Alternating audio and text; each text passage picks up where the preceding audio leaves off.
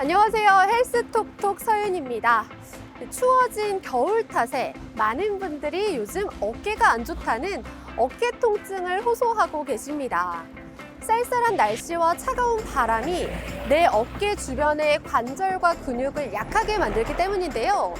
이렇게 약해진 어깨는 가벼운 충격에도 압박을 받게 됩니다. 실제로 어깨 통증 때문에 내원을 받은 환자 수는 2015년 200만 4,550명에서 2019년 236만 2,145명으로 4년간 약 36만 명이 증가한 것으로 나타났습니다.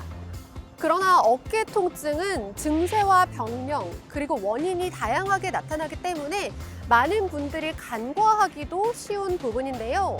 이렇게 간과된 증상이 쌓이다 보면 결국 어깨 질환으로까지 발생할 수 있습니다. 그러면 내 몸에 유일하게 360도 회전이 가능한 유일한 관절, 어깨 근육을 건강하게 잘 쓰려면 어떻게 해야 될까요? 오늘 헬스톡톡에서는 어깨 건강의 모든 것에 대해서 설명해 드리겠습니다. 오늘 헬스톡톡에서는 어깨 건강에 대해 알아보겠습니다. 어깨 건강의 모든 것을 알려주실 전문가 김홍희 선생님 모시겠습니다. 안녕하세요. 안녕하세요. 정형외과 전문의 김홍희입니다.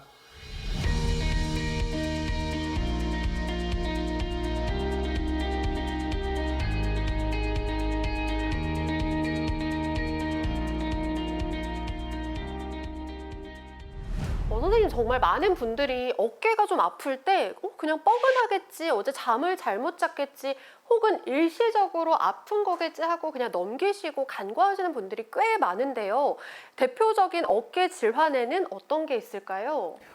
대표적인 어깨 질환에는 급성기 통증이 심한 회전근개 파열, 그리고 어깨가 딱딱하게 굳은 것처럼 느껴지는 석회성 근염, 그리고 어깨를 들어 올릴 때 충돌 현상이 일어나는 충돌 증후군, 그리고 나이가 들면서 어깨 관절이 굳어가는 오십견 정도가 있다고 볼 수가 있습니다. 어깨 통증은 특징적인 게 같은 증상에 대해서 다양한 병명이 붙여지기도 하는데요.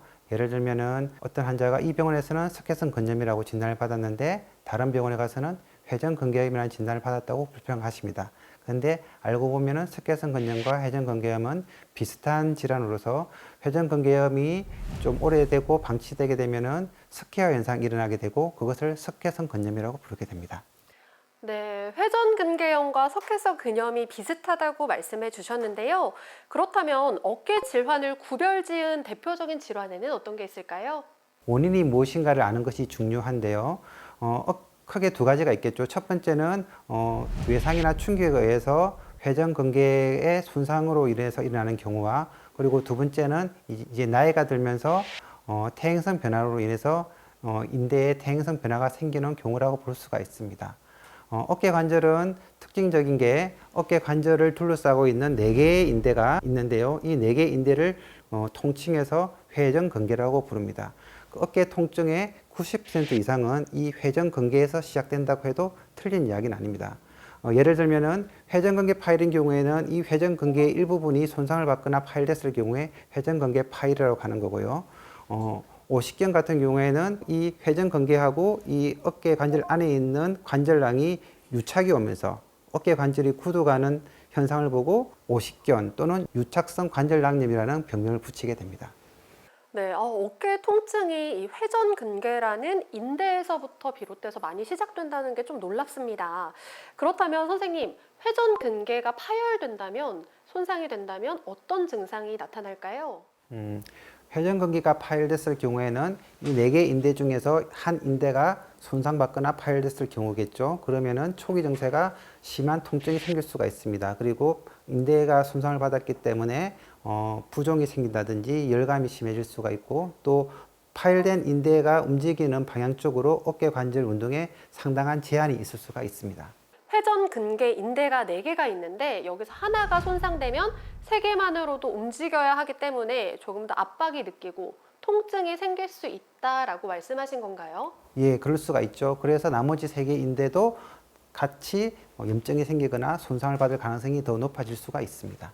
예. 네, 하나하나가 정말 소중한 인대인 것 같습니다. 네, 그렇다면 선생님, 이 회전근개 파열됐을 때 치료법은 어떤 게 있을까요? 회전근개 파열이 됐을 때 치료법은 뭐 크게 일반인들이 아는 것처럼 수술적 치료와 비수술적 치료 두 가지가 있겠죠. 보통 어깨 수술적 치료는 회전근개 파열이 생기거나 충돌 증후군이 생겼을 경우에 흔히 시행되게 됩니다.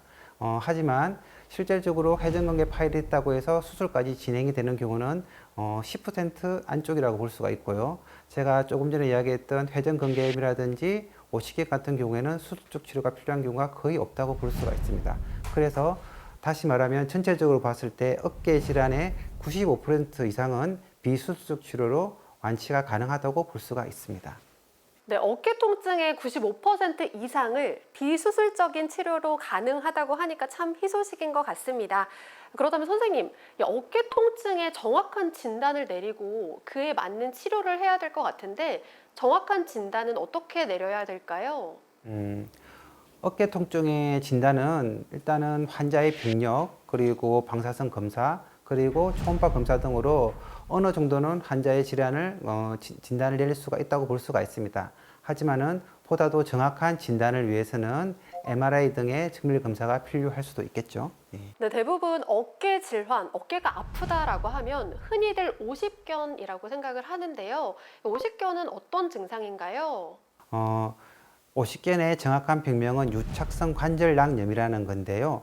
어깨가 굳어가는 증세가 나타나는 것이 가장 대표적인 증세입니다. 그래서 회전근개가 관절낭하고 같이 유착이 오기 때문에 어깨 운동의 모든 범위에 있어서 관절 운동에 감소가 생기게 되고요. 감소가 생기면서 어깨를 움직이면서 그 어깨 관절을 또 손상을 일으킬 수가 있습니다. 그래서 머리를 빗는다든지 아니면은 뒷호주머니에 손을 넣는다든지 그럴 경우에 심한 통증을 느끼게 되고 또 더 특징적인 것은 야간통이 심해서 심한 경우에는 불면증 같은 게 오는 경우도 흔히 있다고 고수합니다. 오십견은 중장년층, 즉 연세가 있으신 분들에게만 발생하는 질환이다라고도 말씀을 하세요. 혹시 이게 맞나요? 그 말은 정확한 말은 아니라고 볼 수가 있습니다. 요즘에는 40대 전후의 그 젊으신 분들도 스포츠나 뭐 예를 들면 골프 스윙이라든지 테니스 이런 것들을 통해서 그 회전근개에 손상이 생기고 손상된 회전근개가 관절낭과 유착이 되는 현상이 흔히 일어나고 있습니다. 그래서 40대에도 소위 말하는 오십견이 일어날 수가 있기 때문에 오십견이라는 병명보다는 유착성 관절낭염이라는 병명으로 표현을 하는 것이 보다 더 정확하다고 할 수가 있겠습니다.